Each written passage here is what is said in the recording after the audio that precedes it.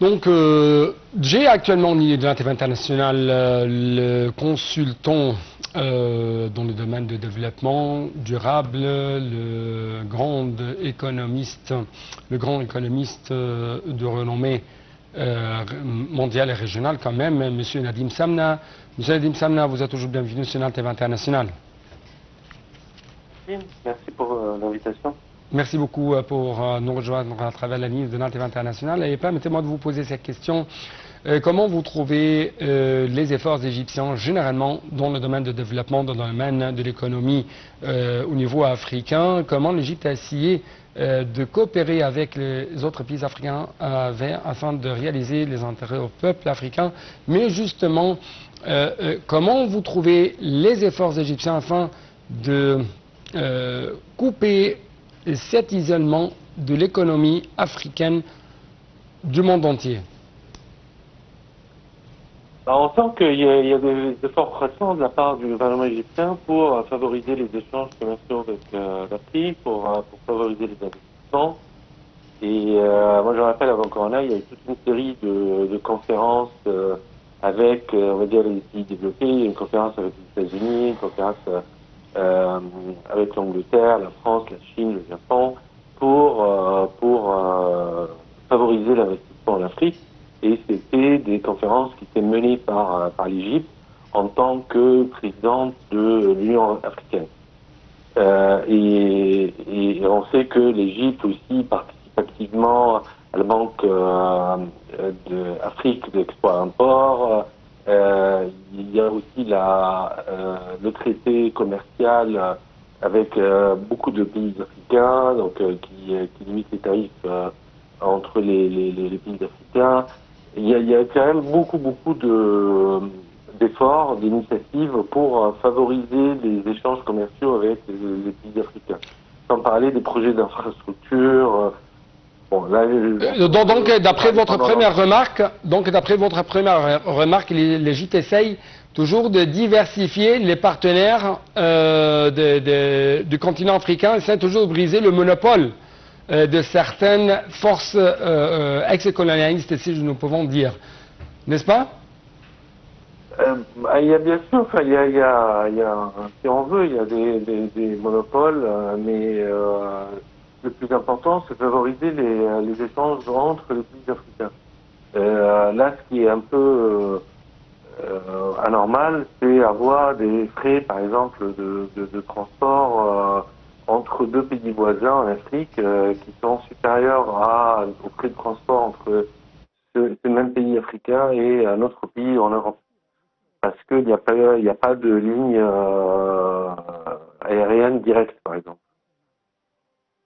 Bon, il y a beaucoup de raisons. Hein. Je veux dire, là, le développement de l'Afrique, il va prendre longtemps, mais il y a beaucoup de raisons, on va dire, qui expliquent le retard économique de l'Afrique, des pays africains. Mais en tout cas, l'Égypte est considérée comme un pays développé en comparaison avec les autres pays africains et essaye de tenir le rôle de locomotive pour les autres pays africains.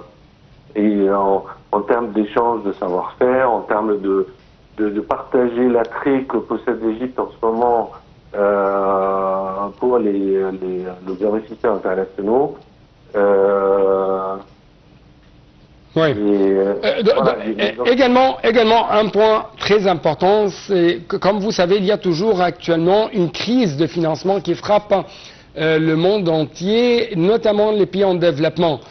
C'est pourquoi, comment vous trouvez ces efforts déployés par l'Égypte afin de solliciter ou quand même d'attirer les financements étrangers dans les pays africains, mais pour le peuple africain, pour l'intérêt du peuple africain, pour l'intérêt de jeunes africains, afin de ne pas être enrôlés dans des armées de terroristes, afin de ne pas être enrôlés dans des gangs de trafic humain, dans des vagues d'immigration clandestine.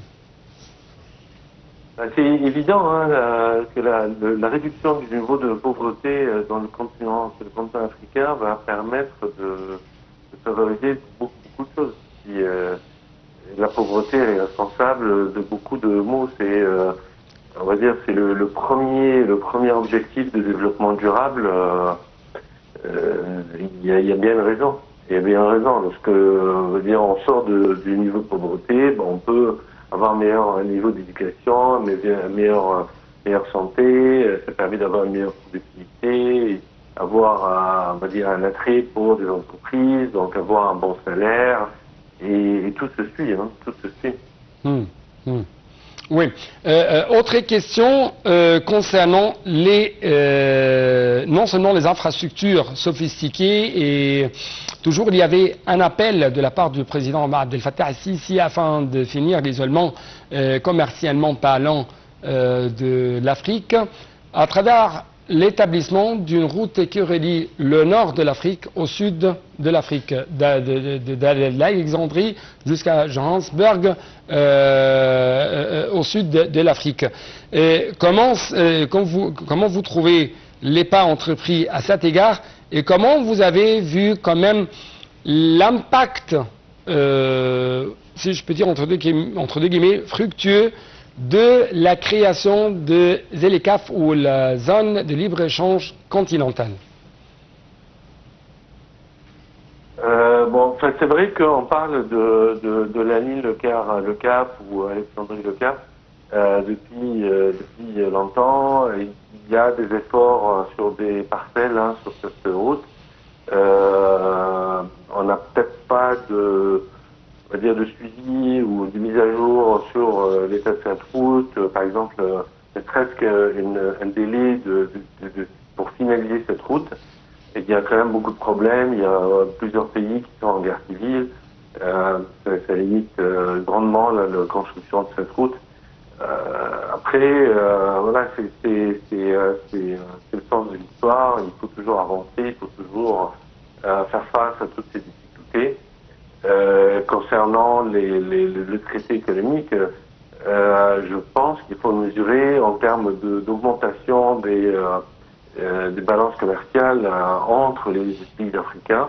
C'est vrai qu'on a un problème de données, on n'a pas toujours accès à ce type de données de manière fiable.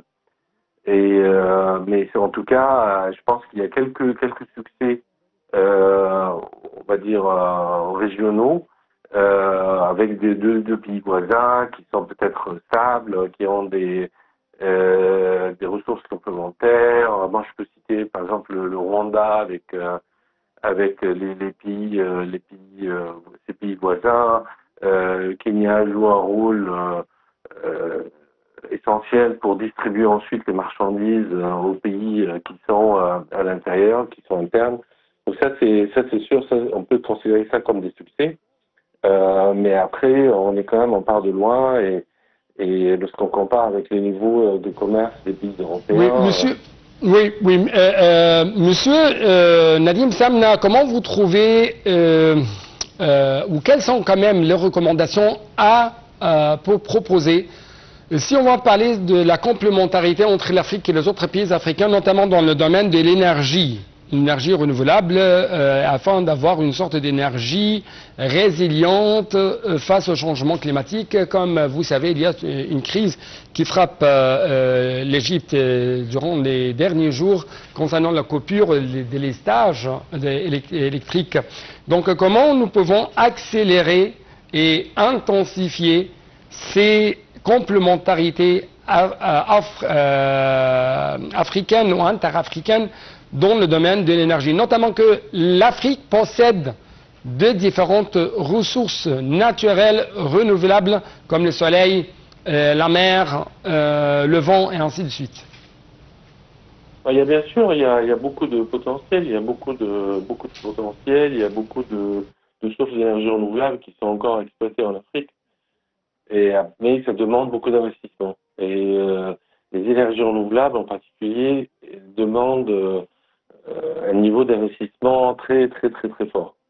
Et il y a on va dire, les investisseurs internationaux qui peuvent participer à ce type d'effort, mais il faut aussi qu'il y ait une sorte d'investissement local, une capacité d'investissement local, sachant que le retour sur investissement de ce genre de projet est plutôt moyen-long terme. Ouais. Ça se prend du temps pour vraiment retrouver son investissement au départ. Et comme souvent, dans les pays africains, il y a des priorités, des priorités, même pour l'Égypte qui est un grand pays en Afrique. Il y a quand même des difficultés, il y a des crises, on va dire, monétaires. Pour les pays africains, ça c'est les crises monétaires, c'est tout le temps, hein. C'est tout le temps. Donc c'est compliqué dans ces conditions d'avoir une planification de projets d'énergie renouvelable qui doivent durer 30-40 ans. Oui. Donc, Monsieur Nadim Samna, mais je dois vous remercier infiniment pour de tels éclaircissements que vous avez nous révélés durant les dernières minutes concernant bien sûr les efforts égyptiens vis-à-vis de notre continent africain malgré les défis, malgré les crises. Donc avec ça, nous devons clôturer cette édition. Merci beaucoup pour votre attention. Il n'y a qu'une seule solution, je crois, la solution africaine pour les crises africaines. Au revoir.